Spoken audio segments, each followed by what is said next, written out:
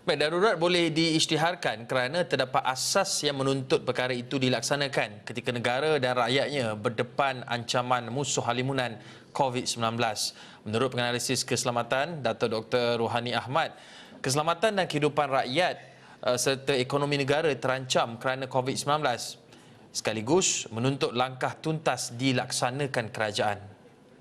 Apabila Tan Sri Mahyudin kepimpinan dia mengisytiharkan PKP, itu adalah bermulanya kita mengisytiharkan COVID-19 ni adalah satu ancaman kepada nyawa, kepada manusia dan kepada ekonominya. Jadi bermakna sekiranya Seri Paduka Baginda Yang di-Pertuan Agong mengisytiharkan atau berkenan untuk mengisytiharkan darurat, sebenarnya asas-asasnya sudah ada. Asas-asasnya adalah apabila kerajaan melaksanakan satu tindakan untuk menangani wabak ini secara lebih tersusun, teratur dan juga secara hands-on, terus menerus.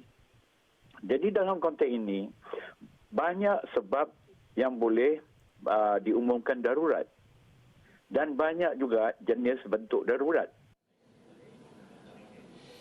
Baik, dalam pada itu, Dato' Dr. Rohani turut menghuraikan secara jelas istilah darurat.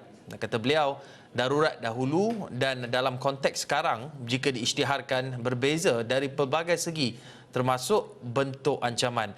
Jelas Dr. Rohani, darurat pada masa dahulu dicetuskan oleh ancaman keselamatan kerana penentangan komunis dan pertelingkahan etnik pada tahun 1969.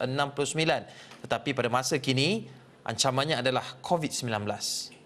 Dan kali ini sekiranya diisytiharkan darurat, bermakna isytihar darurat pada jangkaan saya kali ini adalah untuk menangani COVID-19 dari segi keselamatan masyarakatnya, daripada segi kehidupan rakyatnya, dari segi ekonominya dan juga ketenteraman awamnya.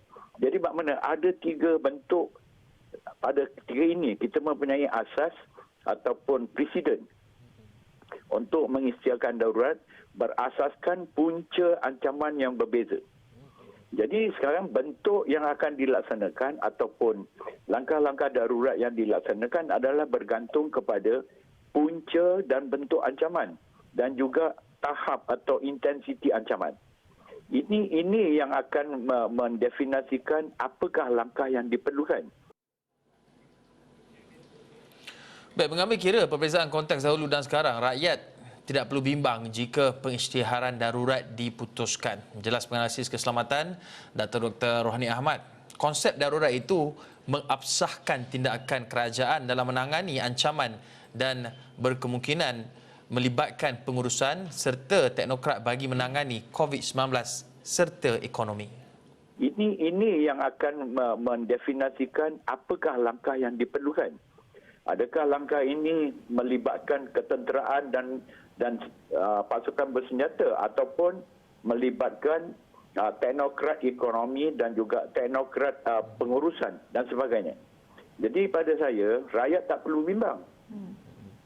Disebabkan perkataan darurat tu mungkin menakutkan. Tapi darurat tu hanya satu dari segi pengurusan keselamatan, satu konsep yang mengabsahkan tindakan kerajaan menangani satu ancaman secara lebih tertumpu dan lebih teratur dan lebih tersusun. Dan untuk menangani secara hands-on. Itu darurat. Tapi bentuk menanganinya adalah berbeza berdasarkan kepada punca ancaman dan bentuk ancaman. Pendapat yang mengatakan bahawa pelaksanaan darurat akan menyebabkan pasaran saham negara merundum adalah satu pandangan yang tidak berasas. Menurut Ketua Ekonomi Pusat Penyelidikan Pasaran Buruh Masa Hadapan, Perkeso, Profesor Madya Dr. Yusof Saari, adalah terlalu awal untuk membuat kesimpulan bahawa darurat akan memberi impak besar kepada ekonomi kerana indikator bursa saham itu juga dilihat tidak tepat untuk mengukur kesihatan ekonomi negara. Terlalu awal untuk kita menyatakan adakah ia memberi kesan, kerana kalau kita bersandarkan kepada bursa saham, itu adalah satu indikator yang tidak tepat, yang tidak baik untuk mengukur kesihatan ekonomi kita. So, untuk seolah-olah macam kita kalau kita pergi jumpa doktor, kalau kita sakit, doktor akan semak, cek kita punya jantung sama ada jantung kita ada masalah atau tidak. Doktor tidak akan, kalau kita kata kita pening kepala, doktor takkan semak, takkan cek nadi kat kaki. Jadi maksud saya kat sini adalah kalau kita tengok bursa tu maksudnya kita tidak detect kepada kesihatan yang betul. Kerana bursa boleh turun naik mengikut masa kerana dia bergantung pada persepsi. Bursa boleh turun pada ekonomi yang keadaan ekonomi yang baik ataupun keadaan ekonomi tidak baik pun dia boleh naik. Pada krisis pada 1998 dulu saya kongsikan ya, keadaan bursa masih okey, tidak menjadi masalah. Ketika itu kita menghadapi ekonomi, masalah ekonomi. Ya, pentingnya kat sini adalah balik pada isu darurat ke tidak darurat ke darurat kesihatan ke apa bentuk darurat yang dilaksanakan. Saya kira dalam keadaan sekarang apa saja darurat, sama ada kesihatan ke darurat bentuk bertakdiran ke, dua keseimbangan yang akan diutamakan oleh mana-mana pihak sama sekalipun, iaitu pertama ekonomi dan juga yang kedua adalah kesihatan.